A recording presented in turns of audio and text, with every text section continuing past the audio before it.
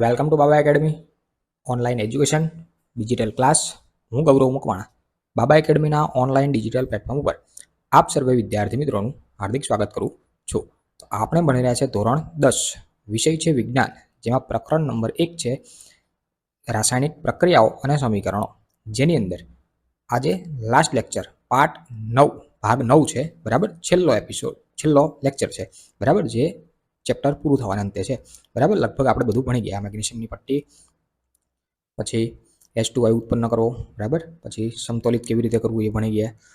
પછી જેટલી પ્રક્રિયાઓ આપી હતી, બરાબર, એ બધી પ્રક્રિયાઓ આપણે ભણી ગયા. કઈ કઈ હતી? પહેલી પ્રક્રિયા હતી રાસાયણિક પ્રક્રિયાઓના પ્રકારની અંદર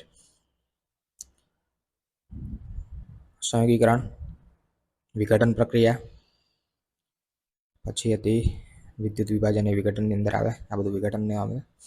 પછી હતી વિસ્થાપન પ્રક્રિયા, પછી દ્વિવિસ્થાપન પણ હતી. બરાબર, દ્વિવિસ્થાપન ભણી ગયા. પછી છેલ્લે ભણ્યા ઓક્સિડેશન રિડક્શન, બરાબર, રેડોક્સ પ્રક્રિયા. અને આજે લાસ્ટ લેક્ચર ભણવાનો છે. શું છે લાસ્ટ લેક્ચર? શું તમે રોજિંદા જીવનમાં ઓક્સિડેશન પ્રક્રિયાઓની અસરોનું અવલોકન કર્યું છે? બરાબર, એટલે એવું કહે છે કે આપણે રોજિંદા જીવનની અંદર ઓક્સિડેશન પ્રક્રિયા કેવી રીતે થાય છે, બરાબર, એનું અવલોકન કર્યું કે નહીં કર્યું, બરાબર, એવું તમને કહેવા માંગે છે. બરાબર, તો એમાં પહેલો ટોપિક છે ક્ષારણ. બરાબર, જો ક્ષારણ અહીંયા ભણવાનું છે ને પ્રકરણ નંબર 3 ની અંદર પણ ડિટેલમાં ક્ષારણ આવશે.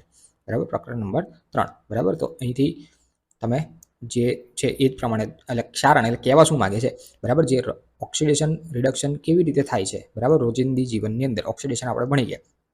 H2 ઉમેરાય, O2 દૂર થાય, હાઇડ્રોજન ઉમેરાય, ઓક્સિજન દૂર થાય, ઓક્સિજન ઉમેરાય, હાઇડ્રોજન દૂર થાય, રેડોક્સ કહેવાય, રિડક્શન કહેવાય, ઓક્સિડેશન કહેવાય. બરાબર, એ બધું આપણે થિયોરિટિકલ માહિતી જોઈ. પણ રોજિંદા જીવનની અંદર ક્યાં તમે ઓક્સિડેશન જુઓ છો, ક્યાં રિડક્શન જુઓ છો, એ તમારે જોવાનું છે. તો લખ્યું છે, તમે ચોક્કસ અવલોકન કર્યું જશે કે લોખંડની નવી વસ્તુઓ ચળકાટ ધરાવતી હોય. આપણે જોયું છે, બરાબર, કે ઘરની અંદર લોખંડની કોઈ વસ્તુ હોય, બરાબર, તો એ ચળકાટ ધરાવે એવી આપણને ખબર છે. બરાબર, પરંતુ કેટલાક સમય બાદ તેની પર લાલાશ પડતા કથ્થાઈ રંગનું પાવડરનું આવરણ જામી જાય. થોડો સમય પડ્યો રહે, બરાબર, એટલે કે શું થઈ જાય? લાલાશ પડતું કથ્થાઈ રંગનું આવરણ જામી જાય. બરાબર, તો આ શું છે? તો કે આ પ્રક્રિયાને સામાન્ય રીતે આપણે શું કહી શકીએ કે લોખંડનું કટાવવું તરીકે ઓળખીએ છીએ. આ જે પ્રક્રિયા શું કહેવાય કે લોખંડની પર કટાવવું એટલે કે કાટ લાગી ગયો. શુદ્ધ ગુજરાતીમાં કહે કે લોખંડ કટાઈ ગયું, કાટ લાગી ગયો છે. આમ જો કે જેમ કે તમારા ઘરની અંદર બારી જે ચોકઠા હોય, બરાબર, લાકડાના હોય તો વાંધો નથી, પણ લોખંડના હોય તો અમુક વખત કાટ લાગી જાય, તમે જોયું છે. કેટલીક અન્ય ધાતુઓ આ જ પદ્ધતિથી ઝાંખી પડી જાય છે. બરાબર, અમુક જેમ કે ચાંદી છે, ચાંદી હોય કાળું પડી જાય, સોનું એ પણ કાળું પડી જાય. પછી તાંબુ, પિત્તળ, બરાબર, એ લીલા કલરનું થઈ જાય. બરાબર, એટલે કે એ શું થાય છે? એ ઝાંખું પડી જાય છે. શું તમે ક્યારેય તાંબા, સોરી ફોર માય મિસ્ટેક, ક્યારેય તાંબા અને ચાંદીની સપાટી પરનો જે રંગ છે એ નોંધ્યો છે? તાંબુ અને ચાંદી, બરાબર, એની જે સપાટી પરનો રંગ નવું હોય ત્યાં સુધી એકદમ ક્લીન હોય. બરાબર, પછી જેમ કે ચાંદી હોય, બરાબર, તમે પહેરતા હોય, બરાબર, તો પણ કાળું પડી જાય, મૂકી રાખો તો પણ કાળું પડી જાય. જ્યાં સુધી સોનીની દુકાનમાં હોય ત્યાં સુધી સાચું હોય, બરાબર, સારું હોય. પછી આપણે લઈએ, ખબર નહીં હોય એ લોકો શું કરતા હોય, બરાબર, કંઈ વાંધો નહીં. જ્યારે ધાતુ પર તેની આસપાસના પદાર્થો જેવા કે ભેજ, એસિડ વગેરે અસર થાય ત્યારે તેનું ક્ષયન થયું એમ કહેવાય. અને આ જે પ્રક્રિયા જે છે એને ક્ષારણ કહે છે. બરાબર, એટલે કે કહેવાનો પાવર કેટલો છે ટોટલી કે લોખંડ છે, બરાબર, નવું હોય ત્યાં સુધી એકદમ ક્લીન હોય, ચળકાટ ધરાવતું હોય. પછી થોડો સમય જાય એટલે એ શેના સંપર્કમાં આવે? તો કે ભેજના સંપર્કમાં આવે, અથવા તો હવાના સંપર્કમાં આવે, એસિડના સંપર્કમાં આવે. બરાબર, તો આ બધું જે પ્રક્રિયા એની પર થાય એટલે એનું શું થાય? ક્ષયન થાય. શું થાય? ક્ષયન થાય. અને જે આ પ્રક્રિયા થઈ એને ક્ષારણની પ્રક્રિયા કહેવાય. કેવી પ્રક્રિયા કહેવાય? ક્ષારણની પ્રક્રિયા કહેવાય. ચાંદી પર લાગતું કાળા રંગનું સ્તર તથા તાંબા પર લાગતું લીલા રંગનું સ્તર પણ ક્ષારણના અન્ય ઉદાહરણો છે. બરાબર, પરીક્ષામાં 1 માર્કમાં એવો પ્રશ્ન પૂછાય કે ક્ષારણના ઉદાહરણો આપો. બરાબર, 1 માર્કમાં પૂછાય છે કે ક્ષારણ કોને કહેવાય, ક્ષયન કોને કહેવાય. બરાબર, આવું પણ પૂછાય છે કે ક્ષારણની અંદર ક્ષારણ વિશે ટૂંક નોંધ લખો તો પછી એને ડિટેલમાં બધું લખવું પડે. ક્ષારણને કારણે મોટર કારના ભાગો પુલ, લોખંડના પાટા, જહાજ તેમજ એવી તમામ વસ્તુઓ કે જે ધાતુની ખાસ કરીને લોખંડની બનેલી હોય તેને નુકસાન થાય છે. બરાબર, ક્ષારણને કારણે મોટા મોટા પુલો બાંધેલા હોય, બરાબર, લોખંડના જેમ કે ટ્રેનના પાટા હોય, બરાબર, એની પર શું થઈ જાય છે? કાટ લાગી જાય છે. લોખંડનું ક્ષારણ એક ગંભીર સમસ્યા છે.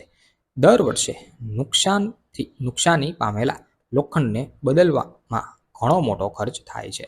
બરાબર, દર વર્ષે જે ક્ષારણ થાય, બરાબર, લોખંડ ઉપર, બરાબર, એટલે કે કાટ લાગી જાય, બરાબર, તો દર વર્ષે જેમ કે ટ્રેનના પાટા છે તો અમુક સમય થાય એટલે એને બદલવા જ પડે, બરાબર, કારણ કે પછી એ તૂટી જાય, બરાબર, આમ બટકી જાય એવું કહેવાય, એમ કહી શકીએ. બરાબર, તમે પ્રકરણ 3માં ક્ષારણ વિશે વધુ શીખશો. બરાબર, આની અંદર તો તમને ક્ષારણ વિશે આપ્યું છે, પણ પ્રકરણ 3ની અંદર પણ ક્ષારણ વિશે અલગથી આપશે. બરાબર, તો આ ટોપિક હતો ક્ષારણ વિશે.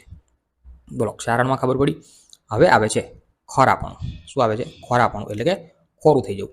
હવે જો આ ક્ષારણ એટલે શું? તો કે કોઈ ધાતુ છે એનો મતલબ કે ધાતુ છે એની પર કાટ લાગી જવો, બરાબર, મતલબ કે બગડી જવું ટોટલી. બરાબર, હવે આવે છે ખોરાપણું.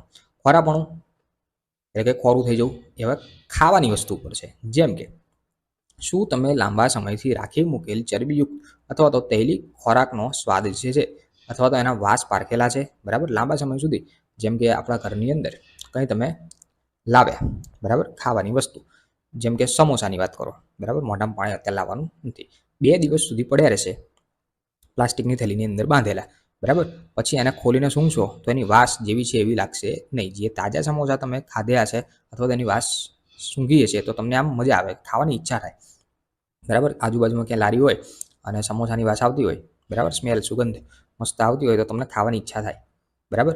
પણ આની વાસ સૂંઘો 2 દિવસ પડ્યા રહેલા, બરાબર, તો એ કેવું થઈ જશે? એને ખોરું થઈ ગયું કહેવાય, એટલે કે ખરાબ થઈ ગયું કહેવાય.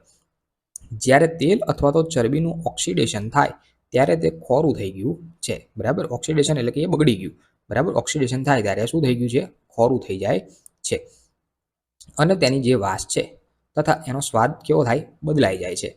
સામાન્ય રીતે ચરબીયુક્ત તેમજ તૈલી ખોરાકમાં ઓક્સિડેશનનો પ્રતિકાર કરે તેવા એન્ટીઓક્સિડન્ટ ઉમેરવામાં આવે છે, બરાબર. અમુક જેમ કે હવે તમે પ્રશ્ન થાય કે જે 5 રૂપિયાનું, 10 રૂપિયાનું વેફરનું, કેવડાનું, આ તે બધા પેકેટો જે મળે છે, બરાબર, દુકાનની અંદર, બરાબર, તો એની અંદર એ ક્યારે પેક થયું હોય એ કોઈને ખબર હોતી નથી, બરાબર. વર્ષ બી થયું હોય, 6 મહિના બી થયા હોય, કેટલો સમયથી એ અંદર છે કોઈ પણ વસ્તુ ખાવાની, તો એને કંઈ થતું નથી. એનું કારણ શું? તો એનું કારણ અહીંયા જ છે કે હવા ચુસ્ત બંધ પાત્રમાં ખોરાક રાખવાથી તેનું ઓક્સિડેશન ધીમું થાય છે, બરાબર. એકદમ બંધ, જેની અંદર હવાની અવર જવર ના હોય, બરાબર, તો એનું શું થાય? ઓક્સિડેશન એટલે કે ખરાબ જલ્દી થતું નથી, એકદમ બંધ હોવું જોઈએ. શું તમે જાણો છો કે ચિપ્સ એટલે કે અત્યારે જે મેં વાત કરી, બરાબર, ચિપ્સ કૌંસમાં લખ્યું છે કાતરી, જેમ કે મેં વાત કરી ચિપ્સ, કોઈ પણ ચિપ્સ તમે 5 રૂપિયા, 10 રૂપિયા, 15 રૂપિયા જે પડેકા મેળવો છો, બરાબર, એ જે બનાવવાવાળા છે એ ચિપ્સનું ઓક્સિડેશન થતું અટકાવવા માટે એ જે એમની 5 રૂપિયા, 10 રૂપિયાની બેગ છે એની અંદર નાઇટ્રોજન વાયુ ઉમેરે છે, બરાબર. હવે 5 રૂપિયાની વેફરનું પડીકું તમે લીધું, ખોલશો ને એટલે પહેલાં હવા નીકળશે, બરાબર. અંદર 4-5 ચિપ્સ છે એનાથી વધારે હવા છે, બરાબર. તો જે હવા જે છે એ કયો વાયુ છે? નાઇટ્રોજન વાયુ છે, જે નિષ્ક્રિય વાયુ જેવા નિષ્ક્રિય વાયુ એની અંદર ભરાય છે. કેમ એની અંદર એવો વાયુ ભરવામાં આવે છે? કારણ કે એની અંદર જે ચિપ્સ જે છે, ખાવાની વસ્તુ જે કાંઈ છે એ બગડી ન જાય જલ્દી ટૂંક સમયની અંદર, બરાબર, લાંબા સમય સુધી ટકી રહે એટલા માટે એ નાઇટ્રોજન વાયુ એની અંદર ભરવામાં આવેલો હોય છે. અને આ પ્રશ્ન વારંવાર 1 માર્કના ખાલી જગ્યામાં, ખરો ખોટામાં અને વિકલ્પની અંદર પૂછાય છે કે ચિપ્સ બનાવે છે એની અંદર ઓક્સિડેશન થતું અટકાવવા માટે ખાલી જગ્યા વાયુ ઉમેરવામાં આવે છે. નીચે 4 ઓપ્શનમાં વાયુ લખેલા હોય, નાઇટ્રોજન, ઓક્સિજન, કાર્બન ડાયોક્સાઇડ, આપેલ તમામ આવું પણ લખેલું હોય, બરાબર. તો એની અંદર નાઇટ્રોજન તમારો જવાબ આવે. આ વારંવાર પ્રશ્ન પૂછાય છે નાઇટ્રોજન વાળો, બરાબર. જૂના પેપરો ઉઠાવીને જોઈ લેવું, બરાબર. તો અહીંયા ખોરાપણું પણ આપણે અહીંયા ક્લિયર થઈ ગયું, બરાબર. તો ખોરાપણું ખ્યાલ આવી ગયો, બરાબર.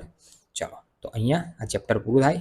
આ જે બ્લુ કલરવાળા પ્રશ્નો છે તમે લખી લેશો, બરાબર. નવનીત હશે તમારી પાસે, કોઈ પ્રકાશન તમે યુઝ કરતા હોય તો એની અંદરથી ખાલી લખવા પૂરતા લખવાના હોતા નથી, બરાબર. એને તૈયાર કરવાના હોય છે, બરાબર. મોઢે પણ કરવાના હોય છે. આની અંદર ઓક્સિડેશન પામતા અને રિડક્શન પામતા પદાર્થોને ઓળખો, કોનું ઓક્સિડેશન થાય, કોનું રિડક્શન થાય, જે આપણે આની અંદર ભણાવી દીધું. તમે મોઢે પણ લખી શકો છો, બરાબર. એ થઈ જાય પછી સ્વાધ્યાય તમારે લખવાનું રહેશે. તમે કેવી રીતે લખો છો એ તમારો પ્રશ્ન છે. જે ના આવડે મને પૂછવાનું, બરાબર. કોમેન્ટ કરી શકો છો કે સાહેબ આ પ્રશ્નમાં ખબર પડતી નથી, તો હું તમને એનો આન્સર આપીશ, બરાબર. પણ સ્વાધ્યાય એ ટુ ઝેડ અહીંયા સમજાવવાનું હોતું નથી. મારે પાઠ ડિટેલમાં તમને જ્યાં ખબર ના પડે મારે પાઠ વ્યવસ્થિત ભણાવવાનો હોય છે, બરાબર. તો અહીંયા આ લેક્ચર પૂરો થાય, સ્વાધ્યાય આખું ચેપ્ટર પૂરું થાય અને સ્વાધ્યાય તમારે જાતે લખવાનું રહેશે, બરાબર. સ્વાધ્યાય વ્યવસ્થિત મોઢે કરવું, બીજા બધા પ્રશ્નો પછી કરવાના. પહેલાં સ્વાધ્યાય કરવાનું, પછી શું કરવાનું, તો પછી જો અહીંયા તમને જે આ બ્લુ કલરમાં પ્રશ્નો બધા આપેલા છે, બરાબર. આટલા પ્રશ્નો નહીં, અગાઉ એક ટોપિક પૂરો થાય ને એટલે બ્લુ કલરના બધા પ્રશ્નો મૂકેલા હોય, બરાબર. એ વ્યવસ્થિત કરવાના. અને પછી વધારાનો પ્રશ્નો તમને સ્કૂલ કે કોઈ પણ ટીચર તમને આપતા હોય, બરાબર, હું પણ આપીશ, બરાબર. ટેલિગ્રામ ચેનલની અંદર હું મૂકતો હોઉં છું, બરાબર. તો એ તમે ભણી લો, મોઢે કરી શકો છો. તો અહીંયા આપણું ધોરણ 10નું પહેલું ચેપ્ટર જે છે રાસાયણિક પ્રક્રિયાઓ અને સમીકરણો અહીંયા કમ્પ્લીટ પૂરું થાય છે, બરાબર. તો ચેપ્ટર 1 કમ્પ્લીટ. પછી નેક્સ્ટ ચેપ્ટર આપણે નેક્સ્ટ લેક્ચરની અંદર જોઈશું. સો થેન્ક્સ ફોર અટેન્ડિંગ.